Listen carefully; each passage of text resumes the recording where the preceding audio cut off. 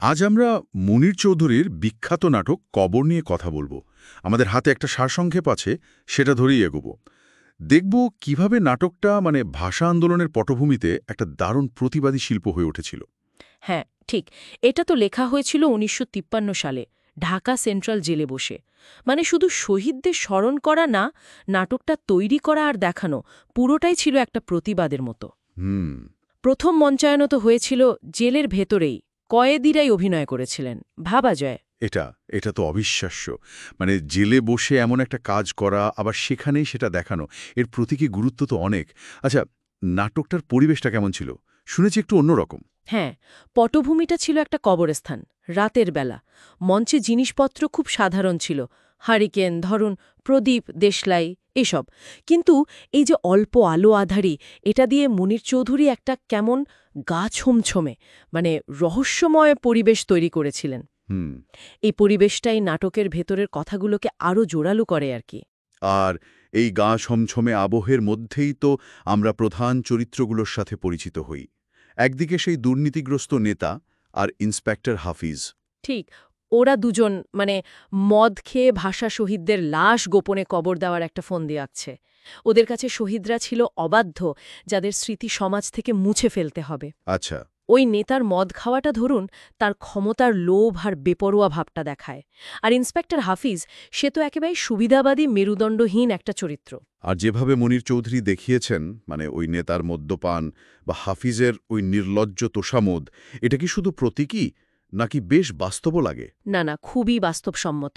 এটাই চরিত্রগুলোকে আরও জীবন্ত আর ভয়ানক করে তুলেছে। ওরা যে জেনে বুঝেই খারাপ কাজটা করছে সেটা খুব স্পষ্ট। এই বাস্তবতাই ওদের ভণ্ডামিটাকে আরও বেশি করে ফুটিয়ে তোলে। এখানেই তো এন্ট্রি হয় মুর্দা ফকিরের, তাই না? যিনি নিজেকে বলছেন গোরস্থানের বাসিন্দা। প্রথমে তো তাকে একটু অন্যরকম মনে হয়, অপ্রকৃতিস্থ। কিন্তু আসলে তার ভূমিকাটা কি? ওইসব জ্যান্ত কিন্তু আত্মহীন মানুষগুলোর বিরুদ্ধে নেতা আর ইন্সপেক্টরের আসল চেহারাটা সেই খুলে দেয়। তার ওই বিখ্যাত সংলাপটা, গন্ধ, তোমাদের গায়ে মরা মানুষের গন্ধ, আমরা কবরে যাব না, আমরা বাঁচব। এটা তো মনে হয় পুরো নাটকের নির্যাস, তাই না? একেবারে। এই সংলাপেই তো নাটকের মূল কথাটা উঠে আসে।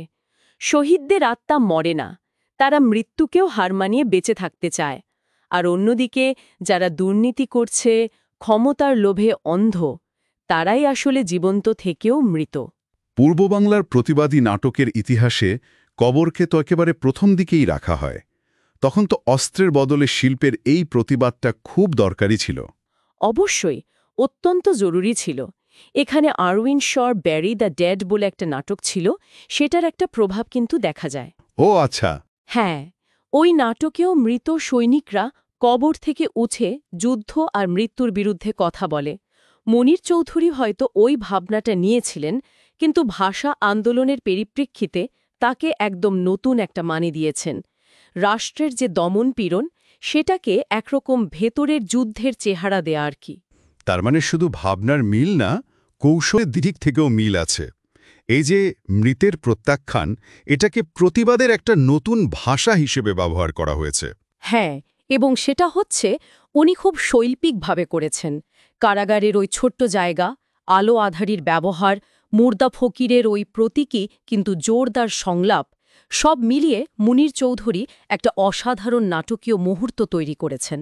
তাহলে বলা যায়, কবর শুধু ভাষা আন্দোলনের স্মৃতিচারণ নয়, এটা আসলে অন্যায় আর জুলুমের বিরুদ্ধে শৈল্পিক প্রতিবাদের একটা চিরকালের উদাহরণ।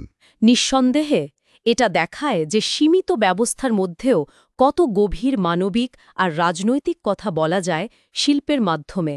ভাষা শহীদদের অমরত্ব আর অন্যায়ের বিরুদ্ধে লড়াইয়ের প্রতীক হিসেবে বাংলা সাহিত্যে এর জায়গাটা সত্যিই অন্যরকম। আলোচনাটা প্রায় শেষের দিকে। একটা ভাবনা আসছে মাথায়। বলুন না। এই যে নিপীড়নের মুখে দাঁড়িয়ে শিল্প প্রতিবাদ করে, সেটা তো নানা পথে করে। এরকম আর কি রূপ বা কৌশল থাকতে পারে, যা হয়তো এই নাটকে বা আমাদের আজকের কথায় আসেনি, কিন্তু সেগুলো সমান শক্তিশালী হতে পারে? এটা নিয়ে কিন্তু ভাবা যেতে পারে। ঠিক, এটা একটা ভালো প্রশ্ন। ভাবনার অবকাশ রইল।